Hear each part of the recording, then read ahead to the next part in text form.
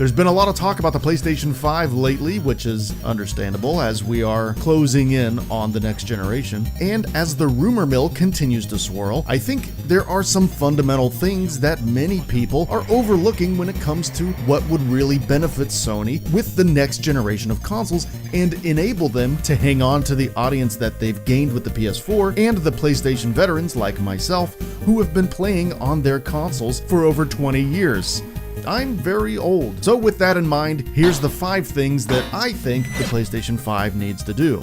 A continued emphasis on first-party single-player games. It's no secret that the PS4's roster of first-party single-player games is a big part of its success this generation, but that's nothing new for Sony. All of the PlayStation consoles, despite their flaws in certain areas, have always had their high-quality exclusive single-player games as excellent reasons to own their hardware. PlayStation's willingness to keep putting resources and talent behind these projects is probably the #1 reason I have stuck around in their ecosystem since the PlayStation 1, and I suspect I'm not alone on that.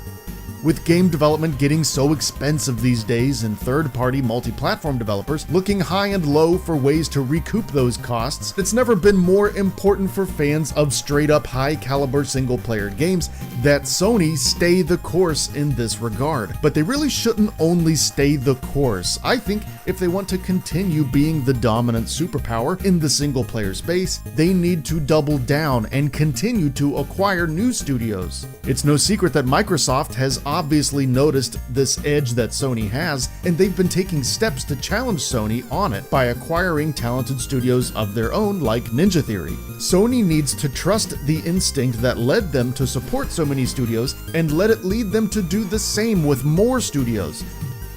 A better user interface and PlayStation Store. The PlayStation UI and the PlayStation Store are different entities, but they suffer from pretty much the exact same issues, so I figured I would lump them into one for the purpose of this conversation. And they just need fixed. I don't see any reason why they can't be. The PS3's UI might have been a little bland, but it was very intuitive and self-explanatory. What it lacked in pizzazz, it excelled at with functionality and ease. And I think they went a little bit in the other direction with PS4's OS, and I'd like to see something that has more in common with PS3 on the next system. The PS4's interface isn't terrible, but it does get laggy for seemingly no reason, and it locks up at times even when I don't think I'm running anything in the background. But even if I was running something in the background, it's 2018, so why can't I just have it work? This makes no sense to me in this day and age, and the PlayStation Store has the exact same issues. I don't know why I have to load pages several times and restart the store multiple times just so I can buy a damn game. Also, the list of categories could make a lot more sense. Why isn't there a category for the arcade archives? Why isn't there a category for the PS2 classics? I think if they could just make browsing around the store more logical and organized, people would be more likely to stumble upon things that they didn't know exist but that they would like. And that would create a better situation for gamers and for Sony.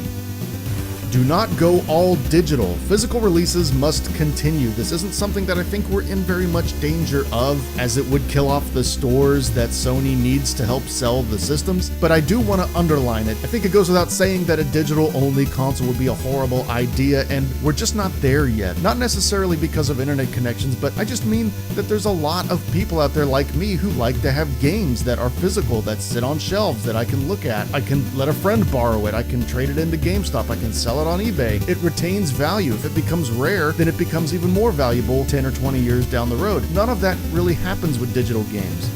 Don't overdo the controller. I realize that with a new console and a new decade, the urge to completely redesign the DualShock 4 is probably very strong, but I beg Sony to consider taking a very conservative approach to tinkering with it. Now, I'm not going to sit here and tell you that the DualShock 4 is perfect. It's definitely not. I think the thumbsticks could use some ridges or some better grip, and I think the light bar could probably either go away or at least be made much smaller to conserve battery life. But overall, I do think it's the best PlayStation controller we've ever gotten, and I would hate to see some wacky, ridiculous new design come along and screw it all up. I think about 90% of the DualShock 4 could roughly stay the same, and people would be more than fine with that. Don't fix what largely isn't broken.